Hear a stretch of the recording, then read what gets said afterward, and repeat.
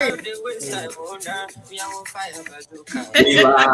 we live, we live. Hey, hey, hey, hey, we live. We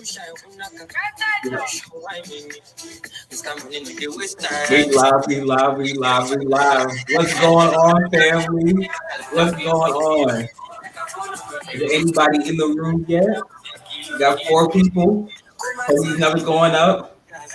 Hope these numbers going up. Hey, what's Hey. going on, family? Welcome to the final of season 0. We had to do it with none other than our big sis, co-founder, extraordinaire, mother, wife, mogul, everything. All of that.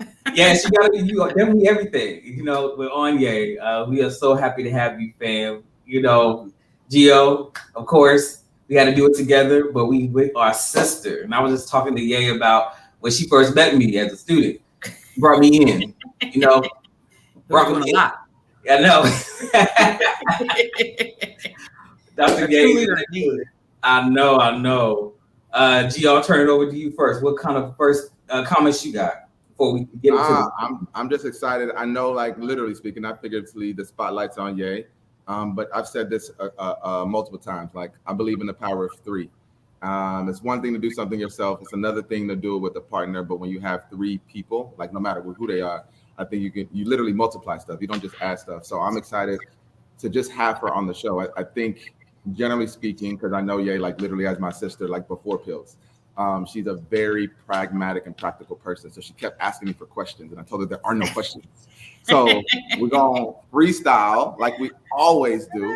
But not only that, I'm excited because me and Ye haven't talked. We've texted here and there, but we haven't talked since a lot of amazingness has been happening in her life. But then I'm also excited to get her perspective because she's actually a board member of the organization. And we have our board meeting coming up. So I'm gonna get some questions earlier. She's gonna be asking me and just see how because she's been in a good way. For this last year is the first year we haven't had her by my side, or we haven't had her, but I like her by my side more because I'll be sitting on the text on the side. And I'm excited to hear what she thinks of what we've been doing because we haven't had that conversation neither as a board or as a friend.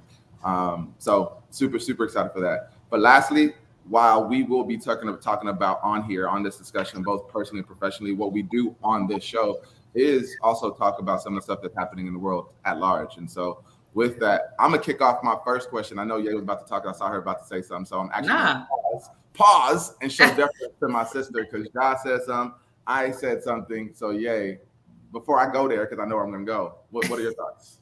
I'm actually super excited to be on this live today. I always charge Josh and George up, and I was like, "You guys, let me know in advance. Tell me what you want me to do. Tell me what you want me to say."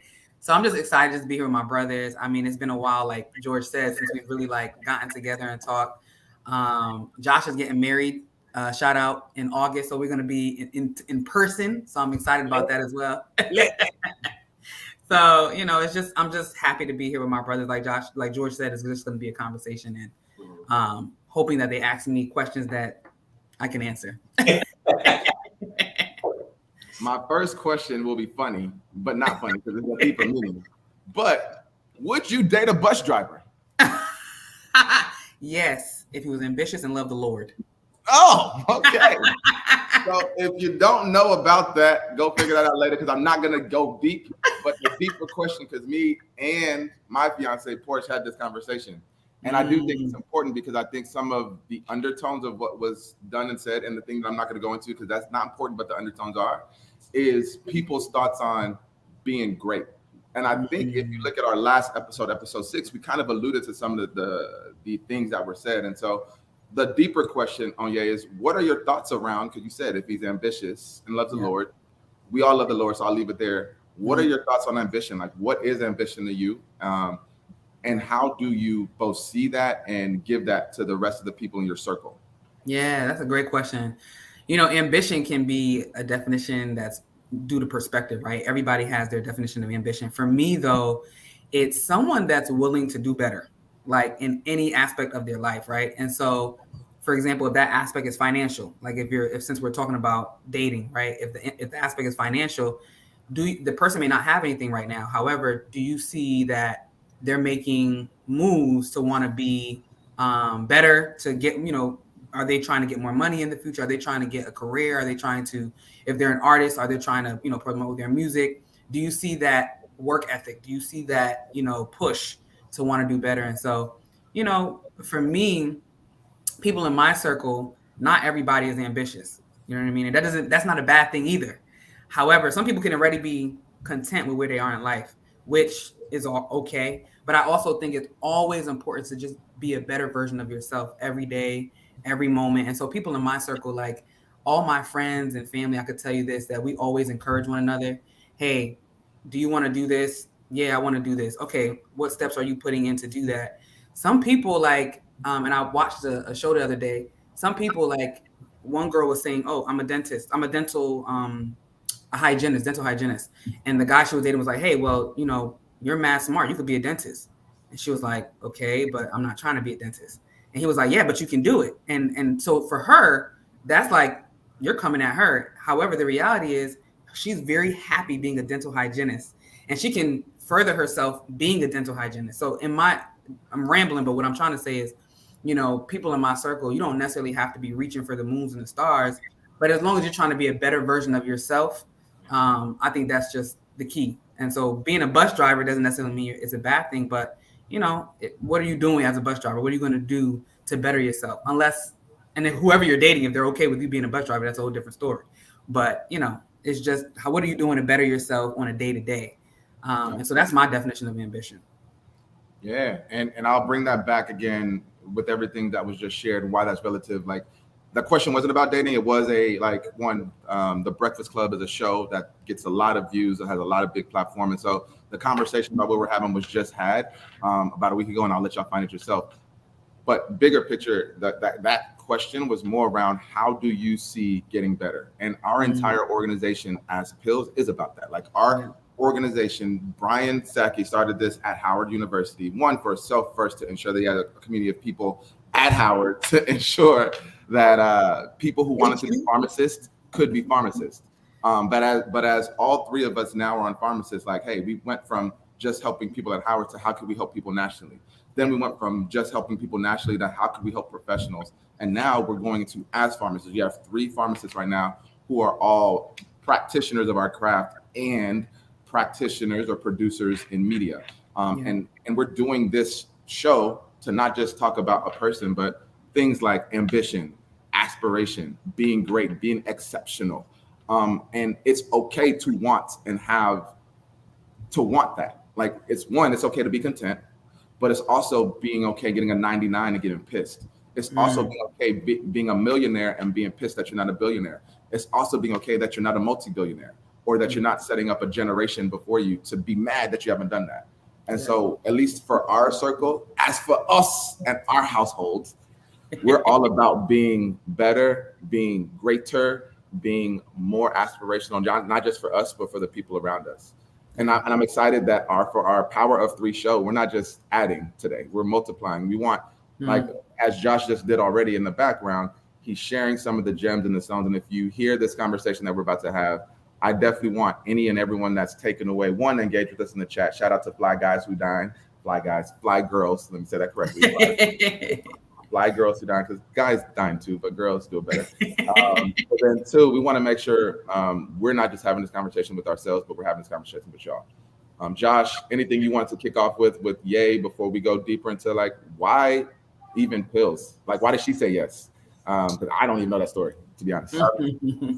So we staying professional right now. I'm all about the personal. That's how I'm away for my questions, because I'm gonna be selfish. So I'm gonna take some notes, because I can hear my fiance in the background. Yep, go ahead and take some notes. So I know, right? Shout out to the Queen Trina. But the one thing I will ask, or I think that you mentioned, is ambition it depends on the person what the definition is. And so how have you in your circle made sure that you guys align the definition? That way y'all can support each other. Because sometimes how we may want support is not how the other person wants support. So how did you align on, like, some of your closest friends? How did you align on that definition of ambition to know how to help each other?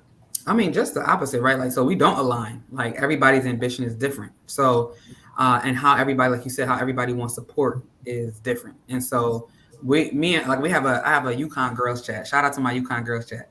We all got And the chats though. Shout out to all the chats around the world. and me and my girls from UConn, like we're all doing big things. Like they're all bosses in that chat, and they all receive that support differently. And we are very vocal. We have two therapists in the chat too, so they're very intentional about telling us like, hey, this is how we want to receive love or encouragement or support, or it's okay to discuss this. It's okay to talk about this. So hey, Gina, she's in the UConn girls chat. But so it's like I think ambition, like I said, ambition comes in different ways, different forms. And the way that they want support, they are very vocal about it. And so, I think that's important as well. You don't know how somebody would want to receive, that encouragement unless they tell you. And so me and my girls are very intentional about that. But like I said, our ambitions are all very different, totally different. But it's all making us better each day. So that's good. And I think, because it's so different, you can relish in those differences because you can learn from those differences at the same time. So I think that's dope. Yeah. All right, Gio, go ahead and continue with the professional. Because like I said, I got my question. I wouldn't even call this a professional. And again, I want this to be a conversation, free flowing. And I think before you do anything, and I love how Ye even said it. She was like, yo, you like understanding people's definition, right? And when you understand people's definition, you understand the origin of where they're coming from, their perspective. Mm-hmm. So, I mean, that's the story flow of this conversation. And for those that are very more practical, I do have a train of thought. While I do freestyle, I freestyle with the framework. So the framework will be, hey, the origin of why Onye even decided to say yes to pills. If you look at episode 0 for us, that's where me and Josh had that conversation. And two males having a conversation who have been a part of SNAFA and been together for over a decade. The funny thing is, myself and Onye have a even longer history than that. And I still don't even know this story. So it's going to be educational for me to understand her origin story of why she said yes to pills. So that's part one. Then we'll move to, okay, she was in very, very institutional and hands-on with pills for 5 years. And she personally decided to take a step back to focus on something else. The why behind that. And then the part 3, because I believe in a power of 3, we'll end on, before we go into anything, and we'll have questions in the chat on top of that, but just the flow, we'll end on what is she doing now? Not outside of, with pills, of course, but outside of pills. She's killing it at University of Houston. I was at a conference where I said, oh yeah, I was talking about Onye, like, oh, Dr. Onye. And she has so many people who's still helping outside of pills in her day-to-day job. And what is she seeing the outlook of not just the pharmacy profession, but just the outlook of the next 5 or 10 years for herself and others. And so that's going to be the flow. And with that, we'll see where things go. And again, we love the questions in the chat, so keep them coming. With that said, yay. Why? What, like, as you remember, like being even approached about pills, like, why did you say yes? Was it Josh? Was it myself? Was it Brian? Probably wasn't me because I didn't. Maybe would love to say why, what you saw in pills, and why did you say yes? Like, tell me that. Yes. So I'm wearing this Howard shirt today because I met the creator of pills, Brian Sackey, at Howard. So I was doing my residency there, and he was a student. And I just remember, and just to take a little bit of a step back, when I was in pharmacy school, I was hardcore all about pharmacy. I was a trash student as an undergrad. And I promised the Lord that if I got into pharmacy school, I would do well. So I went into pharmacy school. I did really well. But I remember that I had to seek out help, like especially for postgraduate, like how am I going to do a residency? And I remember seeking out friends and family that I met through SNAFA, which is Students National Pharmaceutical Organization, which has been an organization that changed my life for the better. But I remember reaching out to people there like, hey, I want to do a residency. What am I supposed to be doing? And people legit like sent me timelines. Low key, our timeline that we use for pills is one of the timelines that one of my rinse and repeat. So they sent me timelines like, hey, by May, you're supposed to be doing this. By March, you're supposed to be doing this. So it's like I had to seek out that help. So when I became a resident at Howard and I met Brian didn't talk to me about pills then. It wasn't until I graduated from my residency that he came to me and was like, hey, I remember how passionate you were about us as students, as residents. As you as a resident helping us as students. And he was like, I just need that passion in this organization that I'm trying to take nationally. He said it's called PILS, Pharmacy Initiative Leaders. He broke down what it's about. He was like, I really tried to start it, as a student organization, but it wasn't really flying with the institution. So I really want to take it nationally because I think it could help so many students. And I was like, yes. I mean, it was something that I was very passionate about. It's a fly in here, sorry. I was very passionate about. And so, I was like, yeah, I'm definitely down. And I was very impressed with him just graduating as a student coming up with this. And he was like, oh, and I've also reached out to Josh and George. And I was like, oh, double yes, triple yes. And I was like, me and George, like George says, we've been friends for years. So that was an automatic yes. And then Josh, like I said, when I first met Josh was doing a lot. And I just saw such a leader in him. And I was like, oh, this organization is going to pop off in a good way. This is great. So I said yes for that reason, but mostly because I knew that this organization would help so many. Now, did I know it would get as big as we are today? Nah. And that's where I'm so happy. Like, I'm so proud of how many students we've helped. And not even only students, because initially the vision was we're going to help students get into residencies and fellowships. But then, and not even fellowship, George is the one who brought the fellowship piece on. We were just talking about residencies in the beginning. And then George helped bring on the fellowships, the pharma portion of it. But then we started helping pharmacists who were maybe working in the hospital that wanted to transition into academia, or someone that's working in retail and want to transition into hospital, or somebody that's in retail and want to transition into pharma. And so we've had many of those stories too, which is just amazing. And then we just started growing. And next thing you know, you hear people talking about PILS all over, and it's like, wow. But yeah, that was the main reason why I say yes. And I'm glad I've said yes. It's something that I've never regretted. I'm glad you mentioned the pharma piece of it, because I know a lot of people see the excitement and the great things we're doing. And you just said we've helped so many, but can you talk about how long it took to bring the pharma? And also, and I think this is very important, like some of the struggles that we had both internally as an organization, dealing with me as a person, for those who but then like three, just like literally like the behind the scenes. And I think so many people think that like it's all peaches and cream. We've helped thousands of people, like literally, not figuratively, but it's not all like peaches and cream. Can you talk about some of the challenges that we've had in bringing that piece and other challenges that might have existed? Yeah, listen, George talking about how it was difficult to deal with him as a person. It was difficult to deal with me as a person too, child. Listen, it was all of us all together. I was always in the middle. And Josh in the middle. Listen, building a nonprofit or any organization that is tough. I mean, you're going to have ups, downs, but I think the beauty of it is who stands the test of time, right? Who can endure and who can see the vision besides the drama and the ups and downs and you know what's so funny, George is saying how long it took. It did take a couple years for us. We talked about it and the inception finally happened, but guess what? It does take time to build, and sometimes me being new as a co-founder or founder of an organization, I'm new. I don't know all these different things, and we're all new. We don't know certain things that will occur, right, in an organization when you're starting to build it. So we didn't know. We can talk about something today, but we didn't know that it can take a year, 2 years, 3 years to build it out, right? So sometimes there was frustration, like, okay, we said we're going to do this, but how are we going to do it? I thought we're going to start. Let's start tomorrow. No, you can't do it tomorrow. It takes time to build these things. And so one thing I can honestly say is that, I know the spotlight is on me, but I do want to give a shout out to George, because back then we were always having a hard time with him, but I'm so proud of what he's built and how he's helped build PILS. Of course, Josh as well, but I really do want to give credit where credit is due to George, because back then we didn't see it. Like, George, let's get it done. Let's do this. And he's like, yeah, I got this. Calm down. And he's not. And George is very more, lackadaisical, like more chill. And we're very like, come on, let's do it, right now.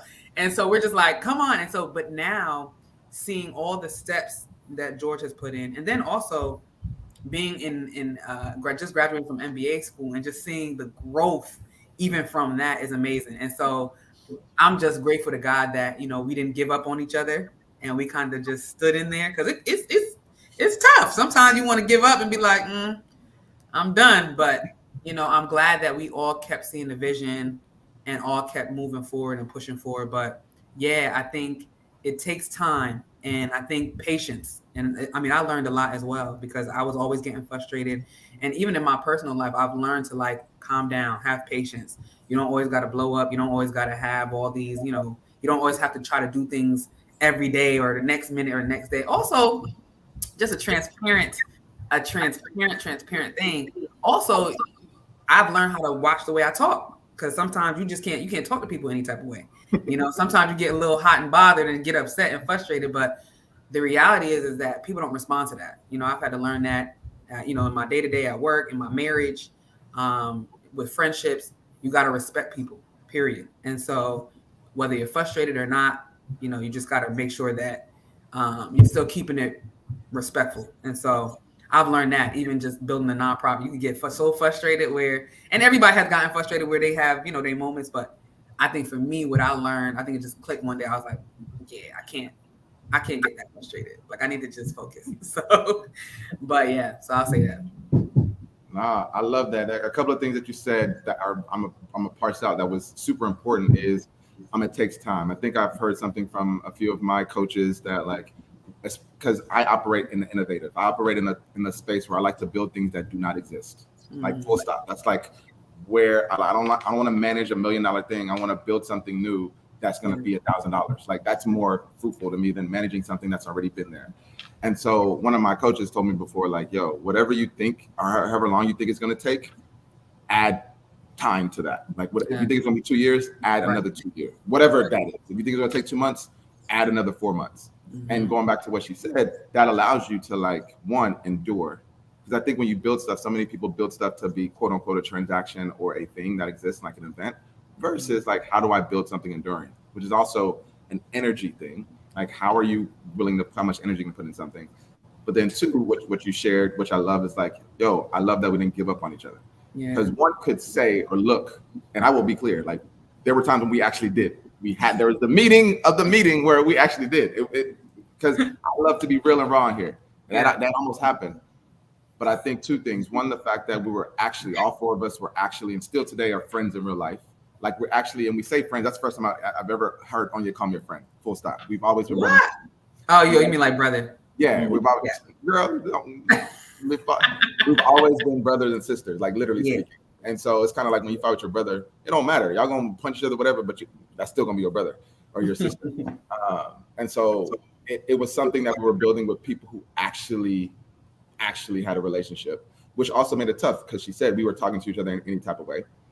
But then two, that we never gave up because Anya could actually, while she's not an operating member of our team right now, she is still a very strong board member of the organization. And she could have been like, yo, I'm about to have my family and my babies and my career, which is flourishing, and forget y'all. But she's still pouring into us, not just on this media thing, like behind closed doors. And I think that's super important. How are you building a team that is going to be your family? I hear this thing about like, yo, we're not as you're building organizations, we're a team, not a family.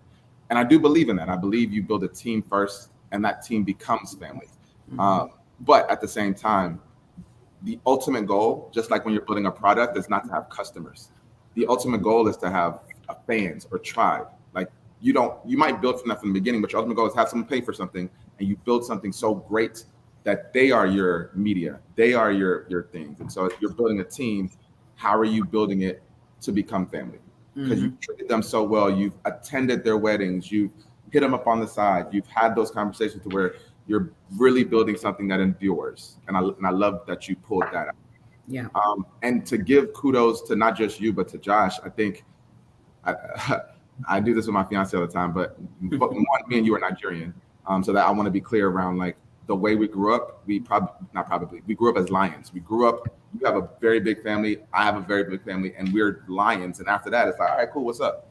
And having Josh and Brian there, not that they're not Nigerians, but more so that they're able to keep the ball rolling. And I've missed Brian more since that he's gone, to see all of the stuff that he dealt with that allowed me and Ye to do what we do. Me and Ye go out and do what we do and come back, and Josh and Brian have stuff done already. We're like, oh, wow. Right. Like stuff doesn't operate, and you need amazing operators and administrators. And as you're building a team, it's not enough to just build a team, but how are you building different skill sets? That allows everyone to flourish in their gifts. And so as I think of that, Ye, and bringing it back to you, how and when did you make that decision to like, yo, it's time? And what went into that? And time to do what? Because I want to let you tell that story. Time to do what, and what were the steps that you took? Let me tell you something. First, don't listen to George or Josh. They sat me down, y'all. It's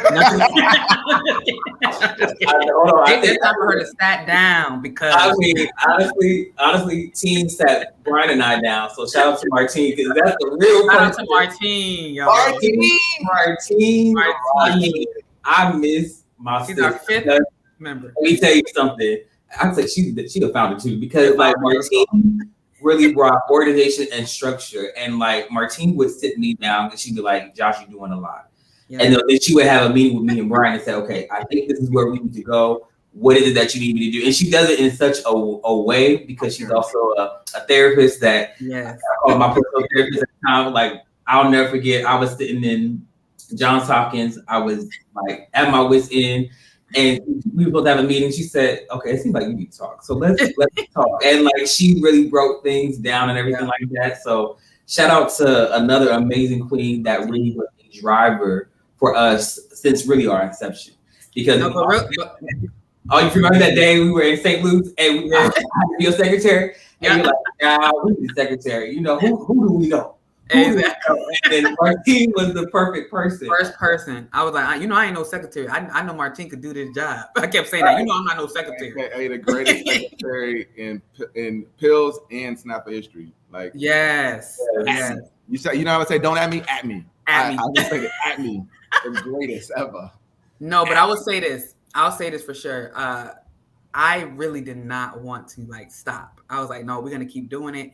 And just like Josh said, Martine sat Josh down, kind of let Josh know the real, but then Josh had to come relay that to me. And so sometimes Josh be a little fearful because I kind of have like an aggressive personality. So, a queen personality, not aggressive. A queen personality. I like that. No, but I could be very sometimes type A. Like, no, we got to get this done. Like, I'm coming off from maternity leave, but what are we doing next? And it's kind of like, slow down. So Josh had to ask me like, okay, what's going on? What are your thoughts? And I still was like, no, we're doing this. We're doing this. And it's not, so I don't know if y'all remember, but then after maternity, we had that first meeting and y'all had already, moved forward and did your thing. And I was like, I think it's time. I was like, because it was, they like Josh and George and the team had came up with such an amazing vision, for pills while, I was on maternity leave and everything like that. And I came back and I just could not, I was like, I can't add to that. I was like, this is great. And honestly, I was so proud because I think also too, sometimes when you have this type of, personality of ambition and you want to see everything, you don't want to stop. You want to keep going. You want to keep, pushing and adding to things. And you think that if you're removed from the equation, things might fail. But the reality is that's not true. Things will sometimes continue to keep going, especially with pills. I feel like we had such a strong leadership team that I just was kind of like, oh, if I'm removed, then maybe things won't keep up and I don't want it to sound like I was being like prideful or anything like that, but it was more like all four of us together were keeping the organization going. So if one of us is removed, then might. I'm calling you that. Okay. Y'all are missed. Let's get that clear. Our vision that we put on the PDF and some PowerPoint is nice, and we're telling missed. But I think you're right in that, and I don't want to. I'm gonna let you go. But I also want to give that credit where credit's due too, because I think you're right. Like our team, that the way it was, it's almost like when you talk about the Chicago Bulls or the Lakers, not the current Lakers, but like the Shaq and Kobe. Like literally speaking, they're like while they can win championships, they won a three-peat. Show me this Laker team ain't doing a three-peat. Yeah. They might win this championship this year, but they haven't done a three-peat. So we are that founding team, bar none, and we're excited for this new part. But continue. I just want to let you know. Nice to hear. Thank you, George. No, but like I just kind of was like, okay, let's do this. But then, and at the time I was on baby number 2, and so I was like, okay, this is a lot. Maybe I should, step back, and I did. I stepped back. And I was in transition from going from my one job to another. So I was working in a hospital full time, and I was transitioning into academia, and that was a whole different ballgame that I didn't even know, what it would be like, because I've been a clinician in the hospital for over almost 8 to 10 years, and so now going into academia, I didn't know what to expect. So I started working. I got a job February 2021, and the same time that I found out I got the job, that next month, March, I found out I was pregnant again. And then I found out I was pregnant. Actually, no, sorry, I was pregnant. Was I pregnant with the second? No, I was pregnant with the second. So it was when I came back from it. But I was pregnant with the second. But then also I got the job, found out I was pregnant, and I found out that I got accepted into an MPH program. So it was like it was a lot. And then after that baby was delivered, then I found out I was pregnant again. And so it was like a back-to-back. That was a 3-peat, George. That was back-to-back. And that's when I realized, like, yeah, I'm going to really have to pull back, because there's no way I'm going to be, like, I was very, like, even my husband used to be like, I feel like you're 90% pills, 10% everything else. And so, like, literally we were pouring into this organization. And so it got to a point where I was like, okay, I gotta fall back a little bit. So when Josh was like, hey, what about being on the board? And I was like, yeah, that's actually a really good idea. And I love it because, like I said, I still have input. I still have, I can still search for, for funding for us. I can still do different things for us, but not the day to day. I do miss the day to day, though. I'm not gonna lie. But it's been intense. But I mean, I know you asked me, George, so after sitting back, what was next? So now I had to build a whole, like research, program for myself at U of H. Like, I'm a research professor. So now I'm no longer just in the hospital. You go in, you have a list of what you got to do every day. You do that, and then you go home. Nah, in the university. Can you say that one more time? Because I think that's important. Yeah. If you think of the pharmacy profession, a lot of people here, literally speaking, and see CVS and Walgreens. A lot of people don't know when you're doing a hospital or you're a resident, and literally speaking, you're still a student and you're doing what people said. But you are a whole professional in a very astute hospital. And as what you just said, this is how you felt your day went. So right. Yeah. And so you wake. So another thing too, even to go a step back, people sleep on CVS and Walgreens too. There's a lot that goes into retail as well. And people just think, oh, they pushing pills. No, it's a lot, but we're not going to, that's a whole different conversation. But so yeah, for me, I was a pharmacist that worked in a hospital. And also when people think of pharmacists that work in a hospital, you think that they're just in the basement putting up together the drugs. Some pharmacists do that. However, I was a pharmacist that I would come in, I had a list of patients that I had to look and check their charts, make sure their medications are right. And then after I review their charts, I go on rounds, or I go to a meeting. Rounds are physicians. I go to a meeting with physicians, and we go to those patients' room one by one, and they ask me as a pharmacist, like, hey, are their medications okay? Is there anything we need to adjust? So this was something that I did every day. And then on top of that, we have meetings. I was part of the IT team with building chemotherapy regimens into our electronic medical record. So I had a lot of IT jobs that I had to do, like IT responsibilities I had to do. And then you have other admin stuff you got to do, like you're part of what is those things called, Josh?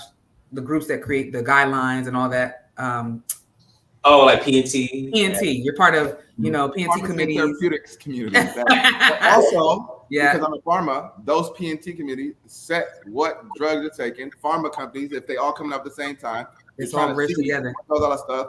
And that's why when we talk about at every stage, when we talk about the organization that we're creating, it's not just to get you into your first choice residency or fellowship, which it is that.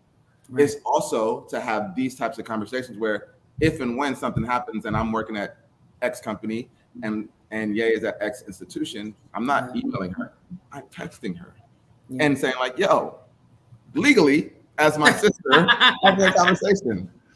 Right, exactly. Yeah. And and it was a lot that tied into it. And so I'm going from, but the reality is though, with being a clinician, I knew what I had to do every day. I had like a list of things I had to do. I go in, get it done, I come home. Academia is totally different. So academia, you're doing something different every day. One day you may have nothing to do. The next day you may have, you create your own schedule. With academia, it's just by the end of the year, you have had to produce, what they are asking you to produce. You have to have publications. You got to have grant money come in. You have to have all these different things. And so if you choose to spend your days not doing anything, that's cool. The beauty of academia, though, for me was that it was more flexible, especially with having 3 kids. I can go and do some, go and attend to my kids' appointments without having to call out and do this and do that. As long as my work is done by the end of the year, then I'm okay. And so that was such a beautiful transition for me, because I don't know how I would have had 3 kids in the hospital, and people do it. And I'm just like, I give kudos to these mothers, okay, and fathers and single fathers. It's real. And so, being in academia has been super helpful, but it's also not, it's not easy. Just because it's flexible doesn't mean it's easy. So now I'm a whole sickle cell researcher. Like, all my research is tied into sickle cell. And I don't even know if you two knew that. But I had transition. Learning stuff at every stage. I thought Dr. Ye was oncology. That's the sickle cell. So I'm a board certified hematology oncology pharmacist, right? However, what? Say that again, please. We are what did you say? Ambitious at every stage.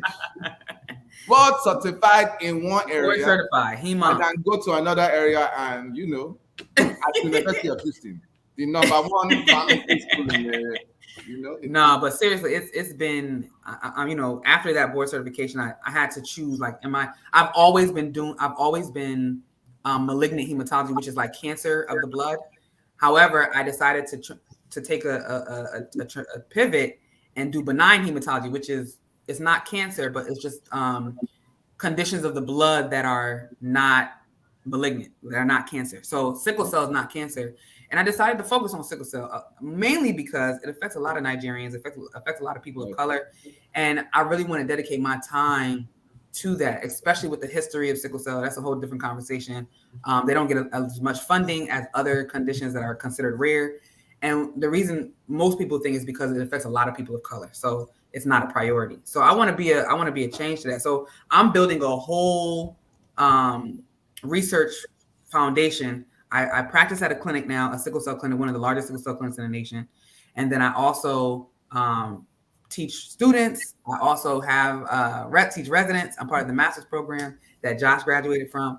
And so it's a lot. And I think having to take a step back from pills was at the perfect timing. Like, you couldn't have timed it at a better time. And then also still being an MPH student, Master's of Public Health student. So it's been a good transition, but it's been also a lot. It's been very heavy.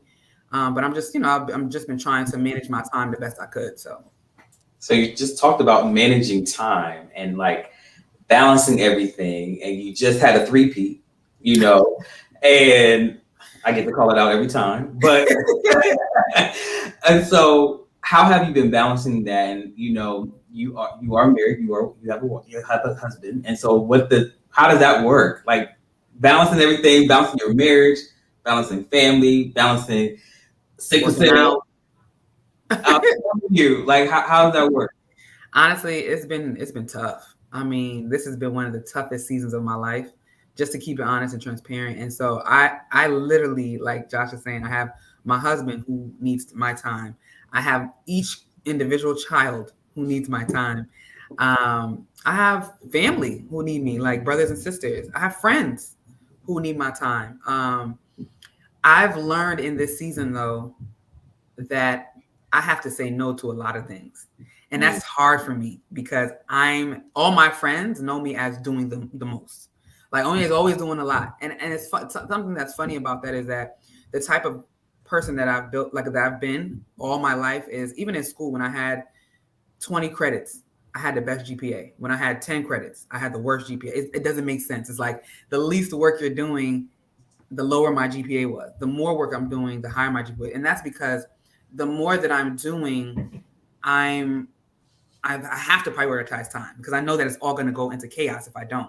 The less that I do, it's more of like, okay, well, I got time. So I'll do that later. And what happens is, time starts to lose you. And so it's like I need to make sure that I'm doing a certain amount. However, there is a boundary, or there is a threshold. If I go above that, it's too much for me to handle. If I go below that, I feel like I'm not being productive. And so I think for me, I've learned to say yes and no to things that will, how could I put this? I learned to say yes and no to things that I need to say yes and no to. I mean, basically. So, for example, right now as a professor, I have certain metrics that I need to meet. So, someone called me the other day and was like, "Hey, I don't know how these people get my contact, but someone reached out, emailed me the other day and said, 'Hey, we would like you to write a book chapter.'" And I was like, "Huh?" I was like, "Where did you find me?" And they're like, "We want you to write a book chapter, and it's on leukemias." Now, mind you, I'm a board certified hematology oncology pharmacist. That will be beneficial to me. It'll be beneficial to my promotion. So I say yes. Someone else hit me up like, "Hey, we have a transplant meeting that we want you to come to. We'll pay you. We just want to get your professional feedback." I said, "No, I'm not a transplant. I don't know much about transplant." Right. So I said, "No, I'm going to say no to that." I could have said yes, got the money, but then I would have been stressed. Right. So there's a lot of things like that that's coming my way. I have friends that are like, "Hey, I have my son's birthday party that, I need you to attend." And sometimes I have, sometimes I'll say yeah and go, but sometimes with three kids, Especially if it's paid you, if she's inviting you to Izzy's or Brielle's, I'll be dead. shout out to my family. Exactly. No, I mean, there's some things that I definitely attend to, but if it's something I have to travel out of state for, I have to really triple, quadruple check. And my husband is super supportive. I think that's important as well. He's supportive of everything I do, which could be a gift and a curse, because if I want to go to 50 million places, he's gonna be like, it's okay if you want to go. But you have to be mindful. Like if I go here, that's gonna take time away from my family. If I do this, that's gonna take time, away from me spending time with my son. If I do, so you have to really be wise, use wisdom in all of your decision making. And so I think that I've learned a lot in the past year. I don't play around when it comes to my family. Like I was telling Josh, I was super ambitious before I got married, or even when it was just me and my husband. I had all these things I wanted to do. And I'm still ambitious, but my ambitions have changed. There's different types of things that I want to do now than I wanted to do then. So yeah. Wow, it definitely takes a village, and I love the fact that you recognize that, because I'm learning how to recognize this, that if I go here, I'm taking time away from all these different things, including my family and the family that I hope to build, and so that's something that is hard. And so how do you deal with that? Because we're always trying to move, we're always trying to do something new. We feel like we got to do this, we got to do that, say yes to everything. How do you deal with you internally? I'm thinking, Brian, your mind is our business. So how are you taking the time to make sure that you take time for you? Because not only did you say you're doing all these things, but I have not heard about Onye as a woman. Hey, you do that. No, that's very important. And I've learned that too. I had to learn that too this year. Like I've never been all about me. I've always poured into my family, poured into my kids. And so that has never, like, I got my hair done the other day. You know what I'm saying? Like, this is not, I don't ever have my hair out. And this is my hair, people. This is not an extension. This is no. As a Nigerian. As a Nigerian, this is my head. Okay. So, it's just, I had to learn. I literally had to learn. And shout out to my girls, my UConn girls chat. They all take care of themselves very well. They're getting their nails done, they're getting their feet done. My sister too. My sister gets everything done. They take care of themselves. And I was like, you need that for your mental health. That's key. And there's a lot of things you can do for mental health. People think it's only therapy. Now, I do have a therapist as well, and I'll get on that. But it's not only therapy. It's also, doing the things that make you feel free, happy. My husband knows that there's sometimes I got to get out of the house. So I'm going to go to the grocery store. That's therapy for me. I'll go to the grocery store by myself, shop, get what I need to get. It's my time to just kind of, meditate, pray as I'm shopping. It's my time to have me time. I also see a therapist, maybe twice a month. And it's cool. It's funny because we talk a lot about just life in general. Sometimes me and my therapist is on the phone laughing. You know, I'm a clown, so you know I get her laughing all the time. We'll just start joking and having a good time, and that 30 minutes is great. And I'm huge believer in therapy. Two of my best friends are therapists, and they've done amazing work in this industry. One of my friends is a celebrity therapist. Just want to give that a shout out to there. But you know, I just, you know, I see the beauty of it. And my therapist does something called CBT. It's called cognitive behavioral therapy, and it's something where they sit down and they want you to visualize where you are. You sit there, you breathe, and I always visualize that I'm on a beach because I love the beach. And he just wants me to sit there. And then after my visualization, we pray, which is something that y'all know I'm very serious about. So we pray about, you know, whatever we want. And my therapist is a Christian. I'm a Christian. So and after we do the thoughts of being somewhere where I feel happy, then we come out, you know, we come out of that, we pray, and literally my day is reset. Like I feel so free. So, you know, and I think that's super important for me, especially someone who with 3 kids, with a lot of stuff, I can easily get very irritable. And so I think it's super important to kind of come back, be leveled, not lash out my frustrations on family, friends, my kids, my husband. And so I think it's very important to have that me time, because if not, it's gonna get crazy. I mean, it's very important. Sometimes if your life is not balanced, it presents itself in so many different other areas where it could be work, it could be your marriage, it could be your relationship. And so I need to have a balanced life. I need to have that. Otherwise, things are just going to be chaotic. Just like yesterday, I was telling my mom is here.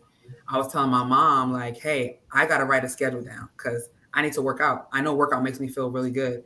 But if I don't write a schedule to work out, if I don't write a schedule to get my nails done, to have my therapy sessions, to do all these things are going to run away from me. Things are going to get chaotic. And I'm trying to get ahead of that now, instead of trying to fix it when it's already chaotic. You know what I mean? So those are the things that I definitely do. I have to do a schedule, have my calendar. Everything goes on my calendar. I do my therapy sessions. I take me time. I do me time. I'm also a singer, so I sing at church. I make sure my mother-in-law was like, girl, get back into the singing because you're a little irritable, okay? So, so, you know, I have to do the things that I love in order to remain. And I've grown so much, y'all. Like, you guys would be so proud of me. But I've grown so much in terms of just keeping cool, keeping calm, just allowing things to happen. When you have kids, there's no choice. One kid slap you, you got to just take it. Okay. So it's like, that's just how it is. It's life. So, but yeah.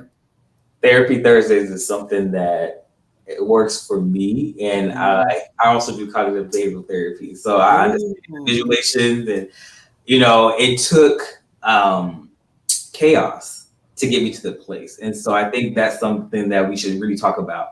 You know, we feel like we have to have the weight on our shoulders. We have to do everything. That's not how we were designed. And so if you need help, get it before things get chaotic. Because for me, it took things getting chaotic with COVID, not getting sleep, not being able to take time for myself, living at the hospital, because there was just so much going on. A lot of people dying. And, you know, I think that's so important to make sure you take that time to do that, as well as set a schedule and really prioritize you. What I've learned this week, my learning for real is you have to take time for yourself, because I didn't take myself this week outside of therapy, just because there was so much going on. And you're right, things can kind of run away from you.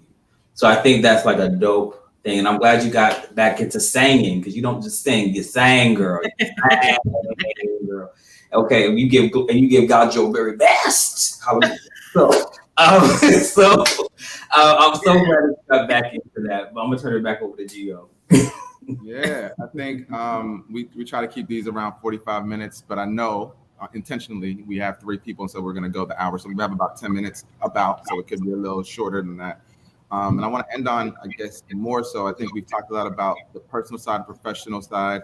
We talked about the pharmacy profession. Seeing in the chat, people are learning about what pharmacists do at any stage, and in different areas. We've also talked about, like, very deeply your relationship with yourself, your family, and the things that you have going on.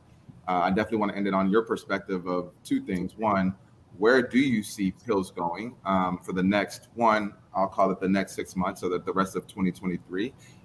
So using that as a frame, 6 months to the next 6 years. So wanted to get your thoughts, because I'll take that into the board meeting. But then part two is just your taking that same vision. Like, where do you see the profession of pharmacy, the profession of healthcare, and just what do you see? I'm interested on having that conversation for the rest of our time. Definitely. Let's talk about pills first. So, first of all, at the board meeting, I need to hear y'all's. I need to hear y'all's what you guys have going on. But no, just to talk about what I've seen thus far, and just first of all, how proud I am for the past, what was it, a year and a half or 2 years since I've been on the board. I think it's been 2 years. It was a year January, so we're approaching a year and a half. Lord. Yes. The fact that y'all have done this much in a year and a half is just, so I already know that pills is going far. And just also what you guys have presented to us in terms of kind of splitting us into I don't know if this is public knowledge, splitting us into. Yeah. Oh, yeah. Okay. Yeah. I'm shocked George hasn't mentioned it already, but yeah. Right. So splitting us into the foundation, the healthcare organization, and then the pharmacy nonprofit. I just think that's going to be a beautiful thing. And just with the knowledge that we're going to have now with the new MBA, George, and just, building our board, I think it's just going to go to amazing places. I'm going to focus right now on the nonprofit because that's what I know mostly about. But I see it to continue to grow. I see that you guys continue to have like different creative adjustments to the nonprofit sector, which I love. And I just love what you guys are doing. As a board member, what I want to do or what I want to see moving forward is just more funding. And on my part too, like I want to be able to, and I truly believe that pills can secure much funds. We're such a unique organization, and that nobody's really doing what we're doing at all. And so I really think that I just want to see pills go further, be able to pay our coaches, be able to do these things that will allow us to expand. But yeah, I really do see us moving far every day. I mean, I think that, all the students that, like, I'm in school, I'm at University of Houston, and the students are like, oh yeah, I can't wait till the pills application comes out. I can't wait to apply. And I'm like, y'all know I have to tell them, hey, I'm a co-founder, right? It's so big to a point where some of them don't even know who I am. And I'm like, hey, excuse me, you know me? And they're like, oh my goodness. Like, people are just the students are so excited about pills. Like I said, I never knew it would get this big. And I even have, like I said, I have universities reaching out to me wanting to collaborate. Like, hey, how can we collaborate with pills? And so I feel that pills will grow bigger. I just know that we need the financial means. We don't have the manpower to kind of like help every single institution or every single university, but we will. I truly believe we will once we get that funding and once we can kind of secure that.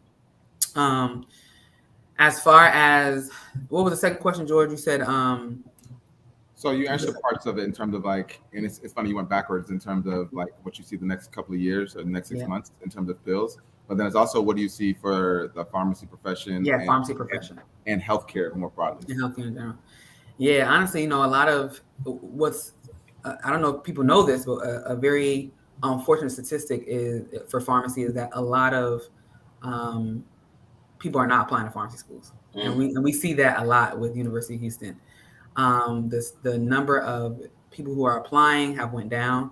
And it's unfortunate because I feel like sometimes pharmacy gets a bad rep because of what the forefront of pharmacy is, CVS, Walgreens, but there's so much more to pharmacy than just what people see. But the beauty of pharmacy, though, is the folks who are already pharmacists are doing amazing things. Pharmacy has been more diverse than ever before.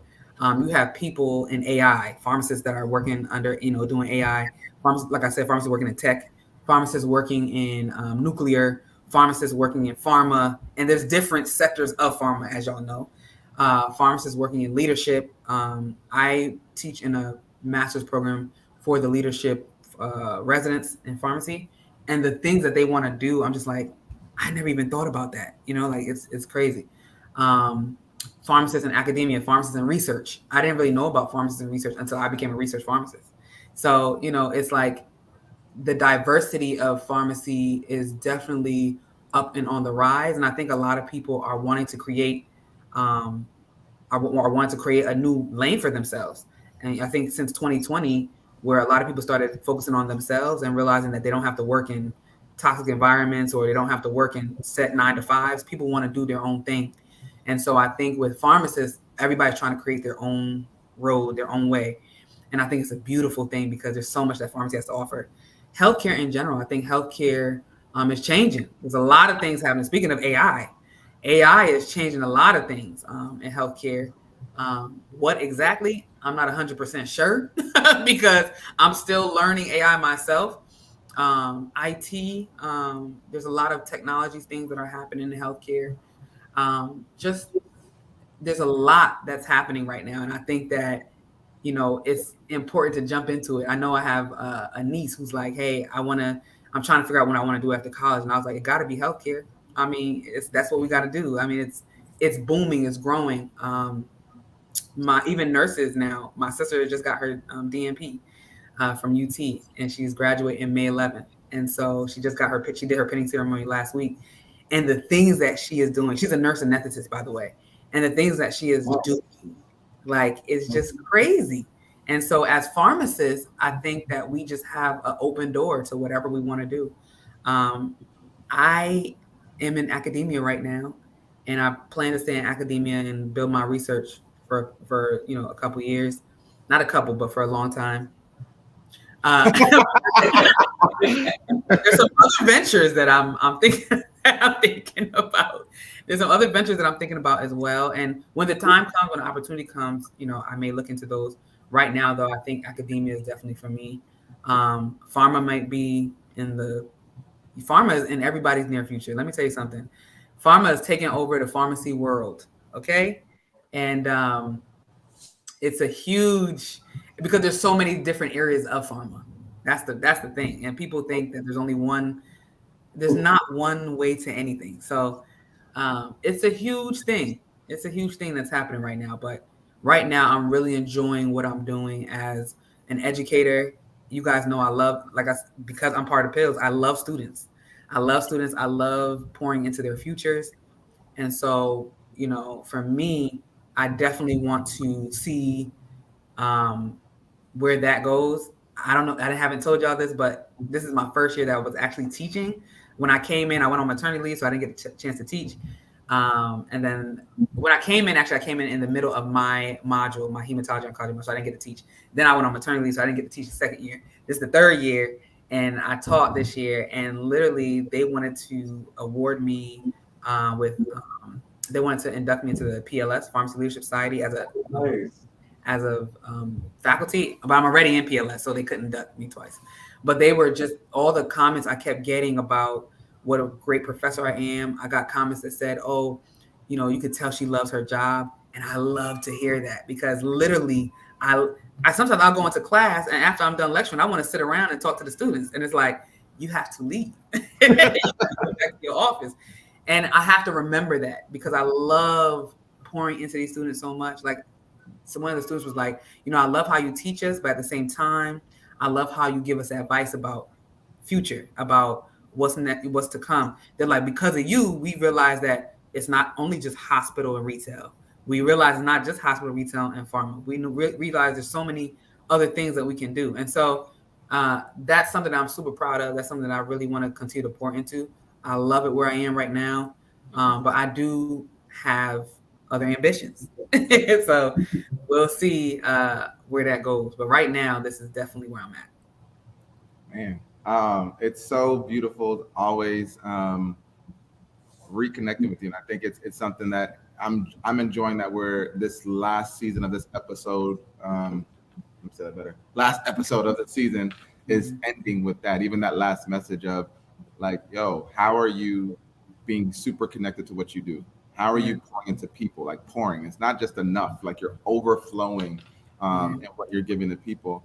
And how are you on top of that still having additional aspirations to continue to build, produce? As we think of our next stage, not just as an organization, and because you mentioned it a couple of times, so I want to make sure for clarity we tie that knot. I mean, Pills will continue to always pour into students, and as we expand upon the vision that was built from Brian, where we just started to impact Howard and then expanded nationally, or we expanded nationally and we were just pouring the students, or now to where we will have a .org, pills.org, that will continue to do and expand on things we're doing for students.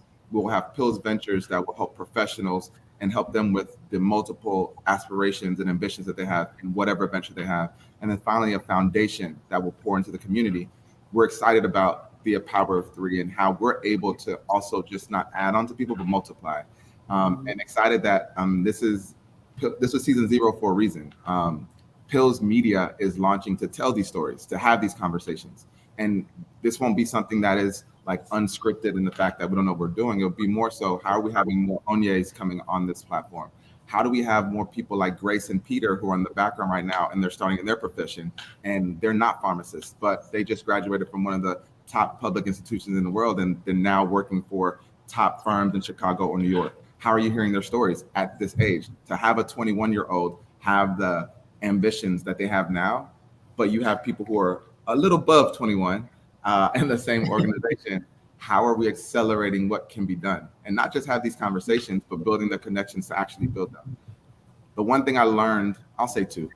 The two things that I learned through my MBA journey is about the power of conviction, vision that gives you the conviction, and the power of compounding, and how it takes about 10 years to do anything great. And as you think of like our next 10 years, it's exciting that it was built upon the first 10 years that were put into it. Like Pills is literally turning 6 years old right now. And Brian put in time before we became 5. And as we go into 10, like all of the stuff that we're doing, the 3 people that we have on right here on top of Brian and the Martins and the Yannis and everyone that's poured into us is just so exciting that this was what it is. Like people are going to come back to this episode. We're doing this live now. It's going to be on YouTube, but people are going to come back to this specific episode and be like, wow, like this was the thing that propelled us. And so I'm super excited, Onye, not just that you're my sister, but the fact that you're a Black female with 3 women and 3 kids, 1 and a guy, a husband, a researcher, a producer of content, like literally her IG is famous. You're talking about this IG. I got but 2 followers. You talking about? Listen, a board member. And to see all of that in a woman, I think a lot of people see me and Josh, and I continue to say this, like, and I don't got to say it because it comes in our stuff. Me and Josh are rare. And I no longer have the, I'll call it, I'm no longer dimming my light. I've been humble a lot. I'm no longer being humble. And to be connected to Josh, I don't even know how Josh does how he does, but he does what he does. And no one else can do that. No one. Like, again, at me. No one can do what Josh does. At me too. And I'm around it so much that I'm used to it. And then I have my sister, I'm like, God damn, I ain't never gonna get used to it. Me and Josh are not women. Me and Josh are not married. Me and Josh don't have no kids. And she's doing all the stuff that she's doing. And so surrounding ourselves with rare people and understand that rare people surround themselves with rare people. Because she talked about her UConn chat. I have a chat. Josh has a chat. We all have like our own things. And I think the one thing that all of us are doing, and I'll end on this, is I mentioned Grace and Peter on purpose. Like our organization and our company is our company, but we in life pour into people that are coming up beyond us. And I guarantee I'll probably be working for Grace and Peter one day, but it's like, hey, how do we pour into people that are the us of 10 years ago and give them what we got? But then also have the people like the Enochs that are 10 or 15 years ahead of us that are helping to accelerate what we're trying to do. Right. I'll leave our season 0 with that. Like, continue to be a producer, continue to be not just an initiator of the guidelines that are already given to you, but an inventor of guidelines, and continue to be a creator. And we know that Pills Ventures will give you the platform to do it, but even if you don't come to us, just continue to be that. And I won't have the final word. I'll let Ye have the final word. So I'll toss to Josh, and then I'll give time for Ye, because Ye loves time, to come up with the final words before we wrap. So Josh. It's just been a refreshing time to be with our sister. I'll say it nicely, like you didn't say it correctly. Our sister. just to learn about, balancing, and just to be reminded that it takes time. So many times I think I get frustrated because, yes, I appreciate the honors and the kind words, but like sometimes even though you may be doing a lot, you may not feel like you're doing a lot, or you may not be doing enough. So giving yourself grace and making sure you prioritize your time, scheduling things, sticking to that schedule. And I think something that was an undertone what you said is communicate, because you talked about talking to your husband, talking with your UConn girls chat. So there's has to be some communication as to say, hey, I need help in this area, or would you mind this? So that undertone of communication, transparent communication, vulnerable communication is also going to be key to anything that you do. But it takes time. That's the one thing that is sticking out. That I've been president and CEO for almost a year and a half, and I'm like, whoo, we still growing, we still brewing a little bit, but it does take time. So I'm excited to see how we grow from here. And speaking of growing from here, turn it over the floor to the queen. Man, just the last comments, I really just want to say, first of all, y'all, thank you for having me on here. It's really an honor, to be honest. I'm really grateful that y'all have me on here. But I do want to say to anybody who sees this that honestly, you can do what you want to do. Don't compare yourself to anybody. Compare yourself to yourself. That's it. You know what I'm saying? And your destiny is not in the hands of people. So your destiny is in the hands of the Lord. That's it. So if someone says you can't do something, or if someone says, oh, it's going to be too hard for you to do X, Y, and Z, your destiny is in your own hands. It's in the Lord. That's it. No one can tell you you can't do something. So just remember, the competition is only yourself and nobody else. And I think that's how I continue to keep moving. So. Well, with that, you know what I'm saying? Amen.